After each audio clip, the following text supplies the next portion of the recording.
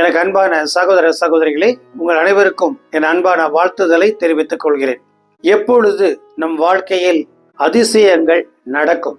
சில மாதங்களுக்கு முன்னதாக ஒரு சிறைவாசியினுடைய மனைவி கிராப்ஸ் அலுவலகத்துக்கு தன்னுடைய 7ஆம் வகுப்பு படிக்கும் மகனையும் கூட்டிக் கொண்டு வந்தாள். அவள் ஒரு மாற்றுத்திறனாளி. அதனால் அரசாங்கம் கொடுக்கும் அந்த உதவித்தொகையை கொண்டுதான் தன் குடும்பத்தை நடத்தி வந்தாள்.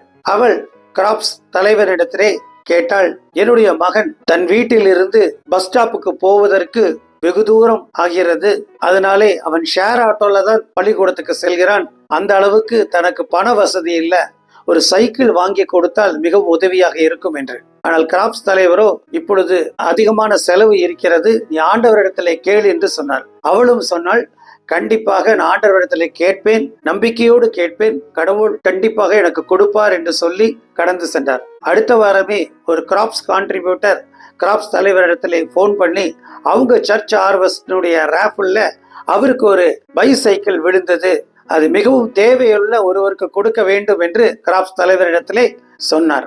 உடனே கிராப்ஸ் தலைவர் அந்த சைக்கிளை வாங்கி அந்த பெண்மணியின் இடத்திலே கொடுத்தார். ஆம், நாமும் ஆண்டவரிடத்திலே நம்பிக்கையோடு கேட்டால் நிச்சயம் நம்முடைய வாழ்க்கையிலும் ஆண்டவர் அதிசயங்களை செய்வார். தேவன் தாமே இந்த வார்த்தைகளை ஆசீர்வதிப்பாராக.